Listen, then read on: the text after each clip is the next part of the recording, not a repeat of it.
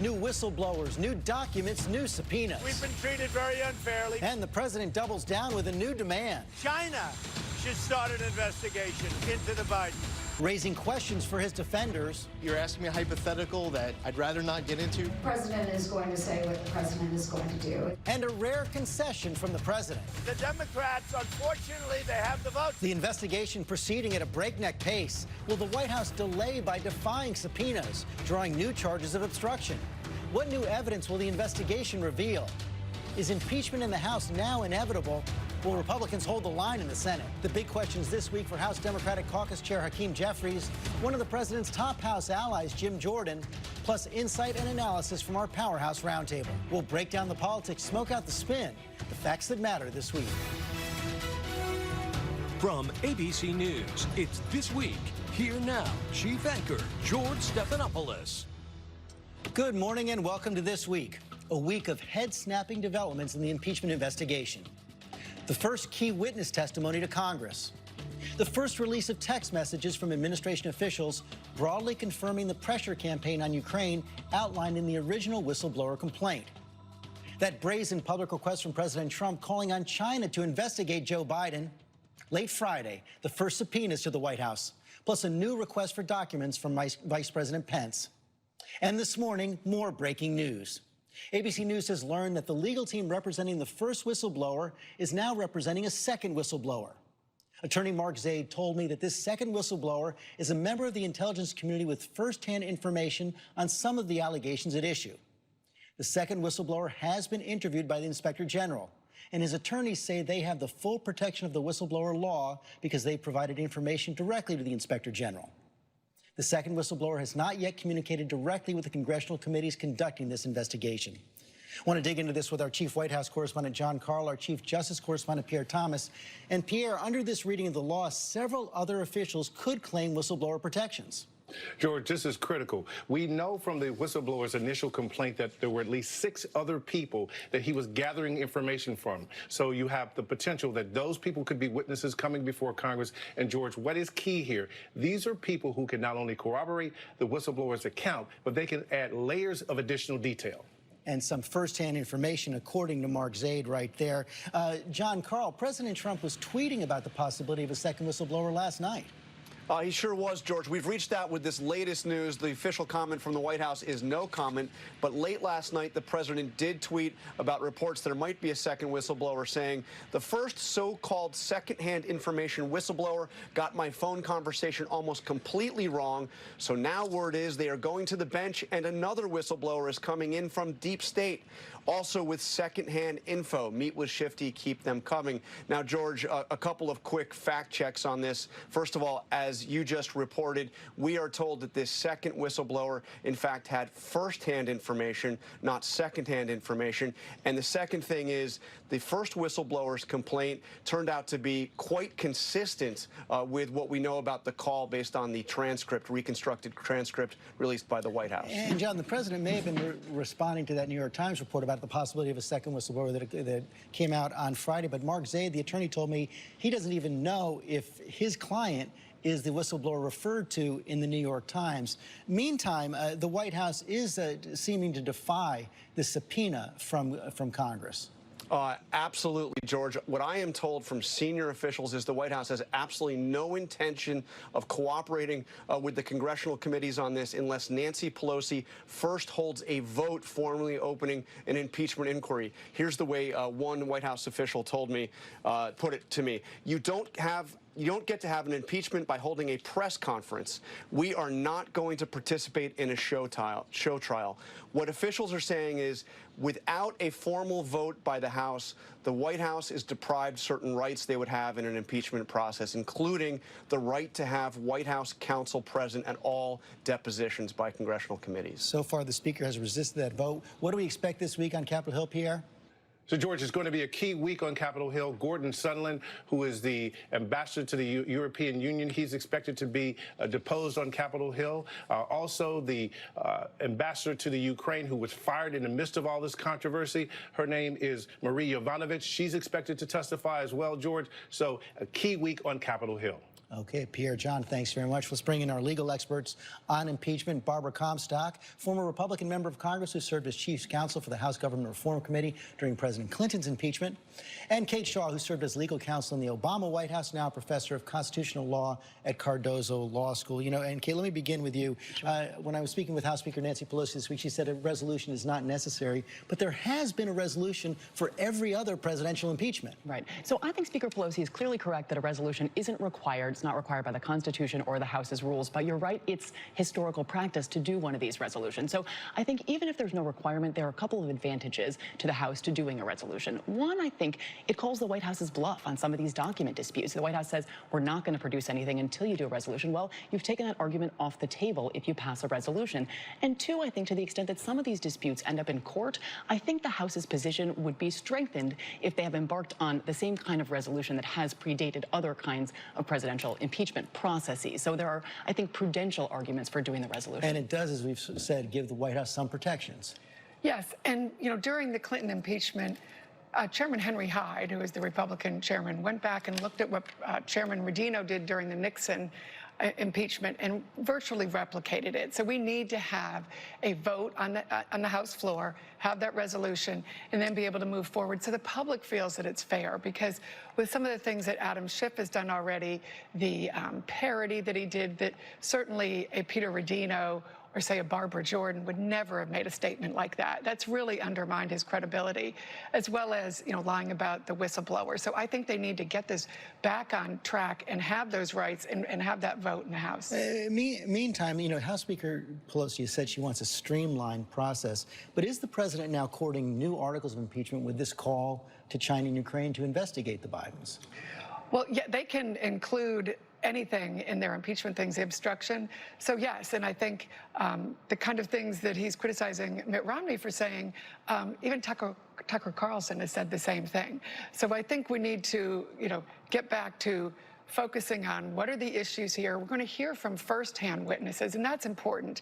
You know, the whistleblowers and other whistleblowers that may come forward, they'll have information and guidance, but what the impeachment committee can do once they have that vote is hear firsthand from people who were involved directly in these things. And Kate, what does this committee need to do to build their case, to establish their case? Do they need to establish there's a direct quid pro quo between the president and the Ukrainian president? Yeah. So I think the President Trump, would clearly like this debate to be framed in those terms. Was there a quid pro quo? And he hopes that the answer is that no smoking gun evidence will emerge to establish a quid pro quo. So I'd say a couple of things. One, I think that sort of fundamentally misunderstands the nature of impeachment. Impeachment is not about ordinary criminal offenses. Some things that aren't crimes could be impeachable, and not all crimes should be impeachable. So I think that impeachment is really about abuse of authority, right? Political misconduct.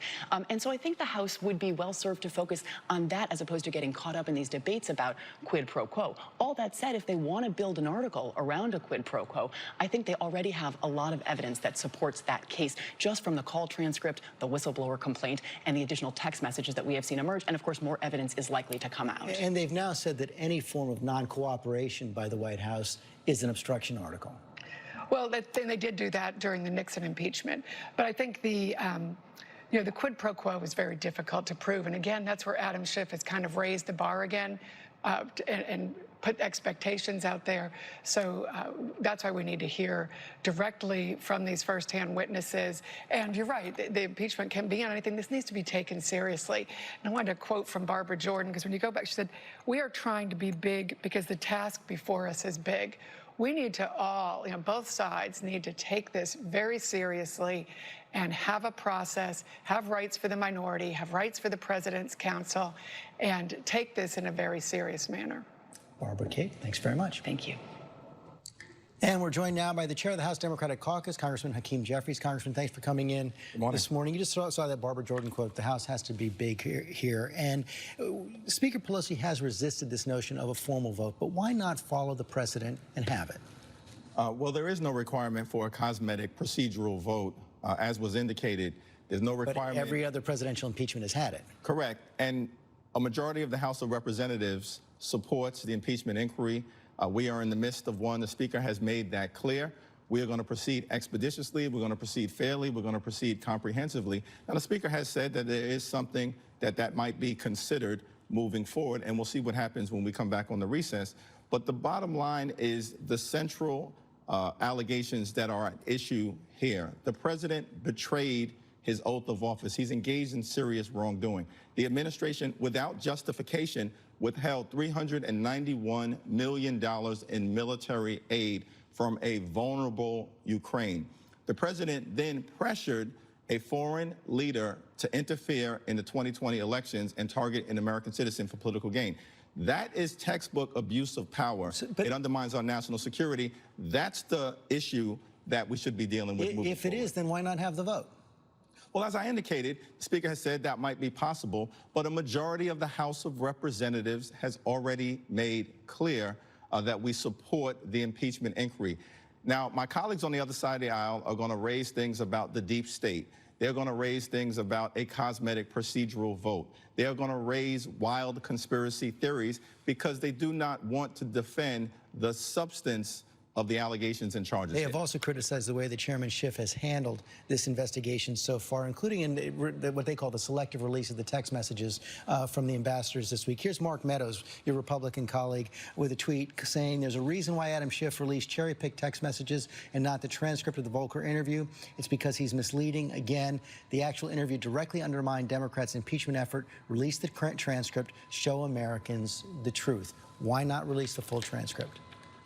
We'll see what happens moving forward, but I have full confidence in Chairman Schiff. And let's understand this. The evidence of wrongdoing by Donald Trump is hiding in plain sight. The administration, without reason, rationale, or justification, withheld the $391 million in aid from the Ukraine.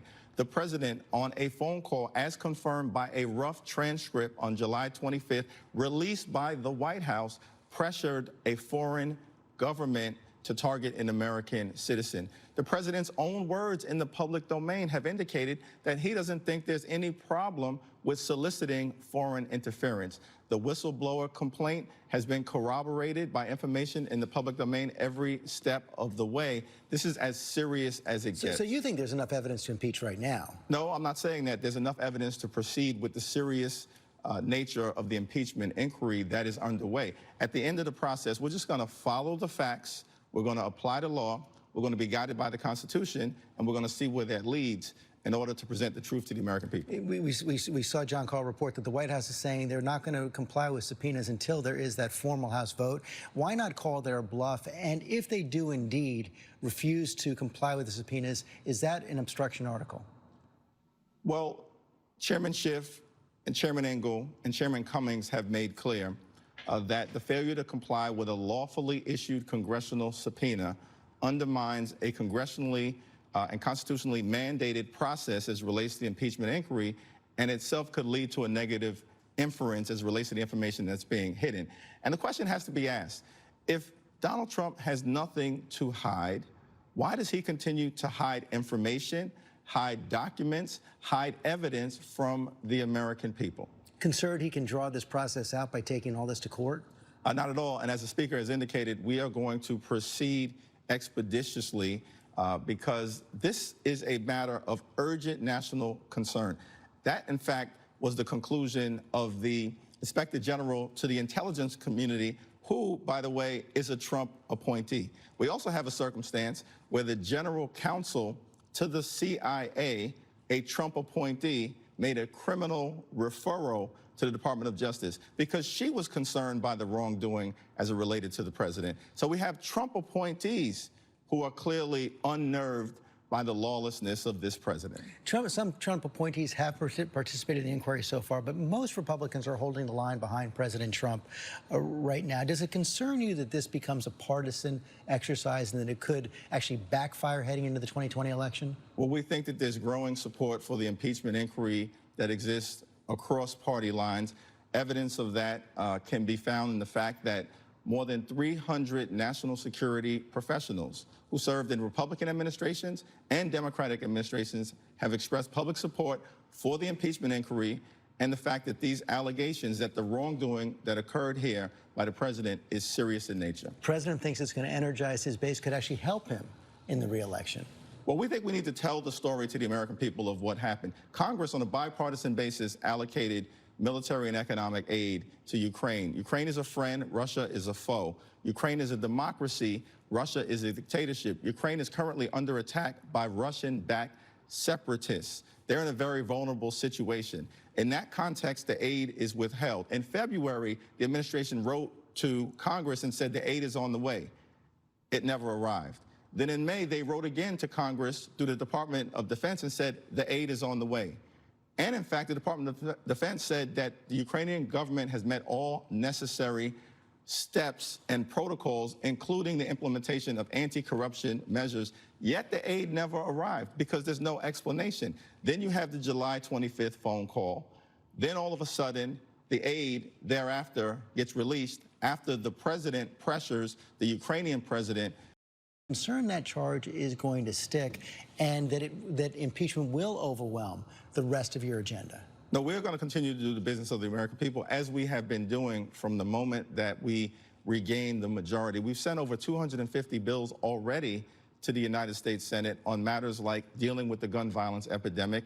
We are going to continue to drive down the high cost of life-saving prescription drugs. We want to focus on dealing with the fact that we pay more for medicine in this country than any other developed country in the world without explanation.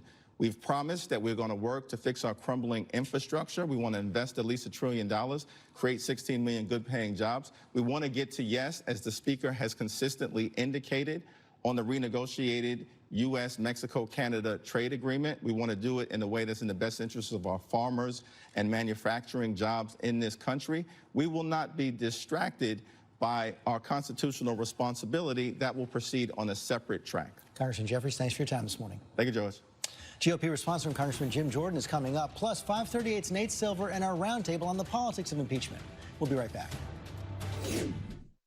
About the facts and the Constitution of the United States. If you look at what's happened with my polls, they're through the roof. You know why? Because of this phony witch hunt. I got a call the other night from pastors, the biggest pastors, evangelical Christians. They said, we have never seen our religion or any religion so electrified. There you see Speaker Pelosi and President Trump weighing in on what impeachment means for the 2020 election. And we asked 538's Nate Silver if he buys the president's claim that impeachment will energize his base and make re-election more likely. So sure, I buy that impeachment will help Trump with his base. In fact, there are already some signs that the base will have Trump's back. Sign number one, enthusiastic support for Trump may be increasing even while overall support remains low. In Quinnipiac's poll this week, for example, 35% of voters strongly supported Trump. That's up from 27% in their poll before the Ukraine story broke. Sign number two, people are voting with their wallets. Trump's campaign says it and the RNC raised $13 million in the 36 hours after Pelosi announced her support for an impeachment inquiry. That was the cherry on top of a $125 million fundraising haul for Trump in the third quarter. Here's the thing, though. Trump's base alone has never been enough to get him elected. He also needs at least some swing voters. Back in 2016, Trump won independents by 4 points. He won more undecided voters, especially in the Midwest. He won voters who disliked both him and Hillary Clinton by a wide margin. Those are the things that pushed him over the top in the Electoral College. But so far among swing voters, Trump's impeachment strategy does not seem to be going all that great. Trump's overall approval rating has fallen slightly in 538's tracking from 43% to 41%. Meanwhile, support for impeachment among independent voters has risen from 34% to 41%, according to our polling average. And just one more thing. There are still around 5 or 10% of voters who don't approve of the president's overall performance, but also don't yet support impeaching him and removing him from office. It's those voters and not just the Trump base that'll be key to how impeachment plays out and, frankly, to his re-election prospects. Our thanks to Nate. He's tracking polling on impeachment at 538.com. GOP Congressman Jim Jordan is standing by, and all week long you can get the latest on politics with breaking news alerts on the ABC News app. We'll be right back. What exactly do you hope Zelensky would do about the Biden death phone call? It's a very simple answer. They should investigate the Biden. Likewise, China should start an investigation into the Biden. Because what happened in China is just about as bad as what happened with Ukraine. There's President Trump on Thursday. We're joined now by the top Republican on the House Oversight Committee, Congressman Jim Jordan. Thank you for coming in. Today, threshold question. Do you think it's appropriate for President Trump to ask China and Ukraine to investigate Joe Biden? George, you really think he was serious about thinking that China's going to investigate the Biden family? He said it right there in public. I think he's getting, as I think Senator Rubio said a couple days ago, I think he's getting the press all spun up about this. Remember, this is the president who's been tougher on China than any other president. He wants to make sure China quits stealing America's intellectual property. He wants to make sure they start abiding by international trade norms. And tougher than anyone. He's put tariffs on China, and you really think he says, oh, the same guy who's been tougher on China now thinks, oh, China's going to investigate the Biden. He was just making a statement to just underscore how wrong it is what took place here with Hunter Biden getting these deals that he got. That's all he's doing. So the president asked China to investigate. We're not supposed to take the president at his word? I think Senator Rubio said it best. This is the president. You guys would think after 3.5 years, you would, with the campaign and everything else, you'd figure out some of the ways that this guy's... The exact same thing he said in private to the Ukrainian president.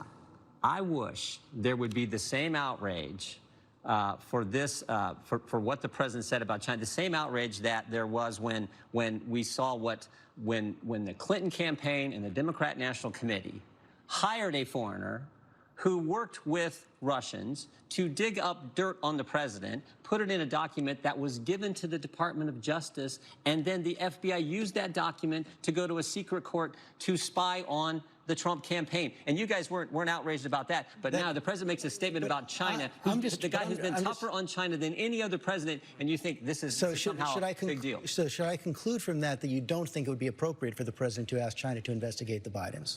I think he's just making this. I'm just telling you what the statement is. You asked me about the statement. I'm saying I don't think anyone in America really believes, except people maybe in the press and some Democrats in Congress, really believe that the president of the United States thinks China is going to investigate. He's making a statement. Well, he's asking for it, and the president hasn't said he's joking. He said a very direct statement. He wasn't smiling there. Sure. He wasn't laughing. It wasn't a joke. You don't think this president's been the toughest president on China? Imposed tariffs on China? You don't think this president wants to make sure China starts abiding by international trade norms, starts dealing with the theft of intellectual property? You don't think...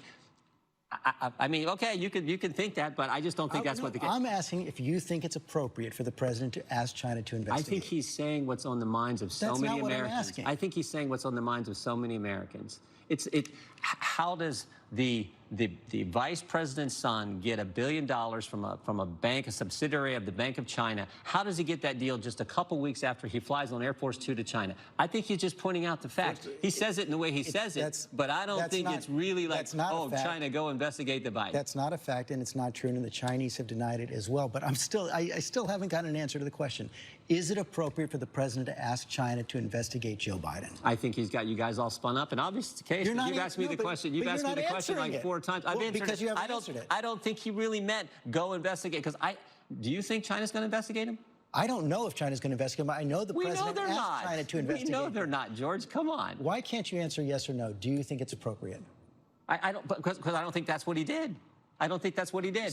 But it was right there on camera. I think Senator Rubio had it exactly right. I think our side says this is exactly what I think most Americans say. This is exactly what the president was doing. You would think after, like I said, a few years of following this president, you would understand sort of how this guy communicates. I think that's what he's doing. You're still not answering the question. If the president is asking China to investigate, which he did right there, is that appropriate? Is that an abuse of power, or is that appropriate? I think when the president is, and this is why it relates to Ukraine, I think when the president is trying to make sure that there is not corruption, that if we're going to be sending the hard-earned tax dollars of the American people to Ukraine to help them fight Russia, to help them get their country moving in the direction they need, to get the security assistance they need, I think he believes that we should make sure there's not corruption there. It's not President Trump's fault that Joe Biden's son was hired by a company that Mr. Volker told us this Thursday when we had him in for the interview, the ambassador, the special envoy to Ukraine. It's not President Trump's fault that Joe Biden's son was hired by Burisma, this company that had a long history of corruption. I think the president, when he's trying to decide how American tax dollars are going to be spent and what countries they're actually going to go to, it's his job to make sure there's not corruption. So when the vice president's son is hired by this company that Mr. Volker told us had a long history of corruption, was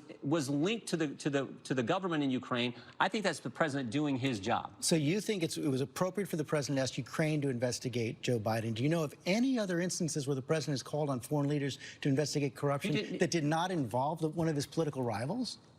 George, we heard from the ambassador for hours this Thursday, and the ambassador told us there was no quid pro quo, there was no linkage between any type of security assistance money and any type of investigation. The ambassador was clear. We have the transcript where there is no quid. Even Democrat chairman said after reading the transcript, even though before they got the transcript, they said there's going to be a quid pro quo in there. After reading it, they said there is not a quid pro quo. And the two individuals on the call, the two people on the call who know it best, President Trump and President Zelensky, said there was no pressure, no pushing, none of that. It was done in a professional manner. That's what Ambassador Volker told us in his Ambassador Volker told you a lot of things this week. Let's show some of the texts right here. On July 25th, this is the same day as the president's phone call. Ambassador Volker, good lunch, thanks. Heard from White House, assuming President Z convinces Trump he will investigate, get to the bottom of what happened in 2016. We will nail down a date for a visit to Washington. Good luck, see you tomorrow. And then the Ambassador Bill Taylor on September 1st. Are we now saying that security assistance in the White House meeting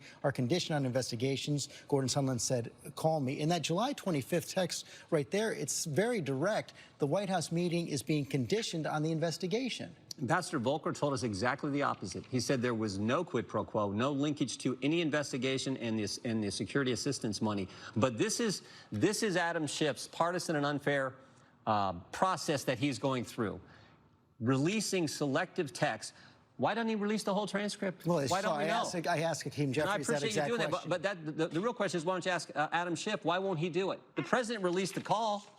Unprecedented. He released a call with a foreign leader. That hasn't been done very often, maybe not before. But why won't Adam Schiff do the same thing with why there were 67 pages of text messages? Why just a few handfuls selected, highlighted by the Democrats? The same Democrat staff who, by the way, met with this whistleblower before he even filed the complaint, and Adam Schiff wouldn't tell us that. The same Adam Schiff who did the false statement at the start of the hearing a week ago. The same Adam Schiff who met with Michael Cohen. His staff met with Michael Cohen for 10 hours before Michael Cohen testified. Why won't this is, and I think Americans see this. And I asked Congressman Jeffries about Adam Schiff as well. You talk about Ambassador Volker. He seems to undercut your entire premise on this question of Joe Biden with something he said also on Thursday. Let me put that up right here. I have known former Vice President Biden for 24 years, and the suggestion that he would be influenced in his duties as vice president by money for his son simply has no credibility to me. I know him as a man of integrity and dedication to our country. That seems to undercut the entire premise of what you're talking about. No, it reinforces it, because Mr. Volker's entire testimony on Thursday said that there was no, he said, we conducted ourselves in the highest professional manner, everyone involved. Mr. Volker is the special envoy to Ukraine. He knows more about this subject area than anyone. And he understood that Zelensky was different. And his whole focus was to get Zelensky and President Trump together. And he knew when they got together, they would hit it off. There would be a connection, and that in the end, the best interest of the United States and the best interest of Ukraine would be served. And throughout that process, he was very clear. And this is why it's so wrong of what chairmanship is doing by not releasing the full transcript and giving you and the media the full context, and more importantly, the American people the full context, because he said throughout that process, there was never any quid pro quo. And when Sondland made his statement, George, the EU ambassador, Ambassador Sondland, made his statement where he said, it's crystal clear, Bill, there is no quid pro quo of any kind. When he made that text message, you guys don't, you never highlight that one. When he made that, you know what Ambassador Volker told us about that text message? He said, we knew that was the truth, and he was speaking for us all, and that had been the case throughout the negotiations. Ambassador Volker also said quite clearly right there he believes Joe Biden is a man of integrity, did not do anything wrong. You know, what I'm saying is, if you believe him there, then believe him with what he said throughout the entire 7 hours that he testified. And if Adam Schiff would release that, you would see that's the case. We've asked him to release it. I have to go back to this because you still haven't answered the threshold question. Was it right for President Trump to ask China to investigate Joe Biden? Why can't you say yes or no? Because I'm telling you what he said. I think his point was highlighting that when you're the President of the United States and you see something like this happen, China, he knows, is not going to investigate. He's just pointing out to the American people what they all think about. Not to believe what we see with our own eyes, right there. You're telling me the guy who's been tougher on China really thinks that's going to happen? It's not going to happen. He is highlighting what I think so many. Whether or not it's going to happen, he's asking let me ask you this. Let me ask you this. He's asking for it to happen. Let me ask you this. It is clear. Why did Hunter Biden get the special deal with Burisma in Ukraine? Why? Because he was an expert in Ukraine? Because he was an expert in energy? You're throwing out the Why did Hunter Biden get the accusations special deal that he got in China? He didn't. The president is pointing out what so many Americans see. That looks unfair. That looks like something smells about that. So you're throwing out the charges that have been discredited about the Biden. No, I'm not throwing any charges. I'm not throwing out any charges. You're not answering the question. Is it right for the president to ask the Chinese to investigate? George, first of all, I'm not throwing out any charges. I'm just asking the fundamental. No, I'm not. I'm asking the fundamental question. Why did Hunter Biden get the deal? Why? I don't know the answer to that question. Well, no, I know that he's been investigated by the Ukrainians and they found no wrongdoing. I know that for a fact. You know what Ambassador Volker told us about the company that hired Mr. Biden's son? He said they had a long history of corruption. Again, we can't see that. We can't read that because Adam Schiff won't release the transcript. So all the president's doing is highlighting what so many Americans kind of wonder about. Yeah, why did the vice president's son get that deal with Ukraine, Burisma, the energy company, and why did he get that deal? But that's all he's doing. Your only defense to what Democrats have said is an abuse of power. The president asking China to investigate the Bidens is that the president was joking, and we shouldn't take the president at his word. We shouldn't believe what we're seeing with our own eyes. I'm talking about common sense. I'm talking about common sense. Do you really think President Trump believes China is going to investigate? I believe he asked them to investigate. To highlight and underscore a question that's on the minds of so many Americans, George. So why did Hunter Biden, why did the vice president's son suddenly get these deals? We've been going 10 minutes. You still can't say whether you think it's right or wrong. Well, I don't think it's going to happen. That's why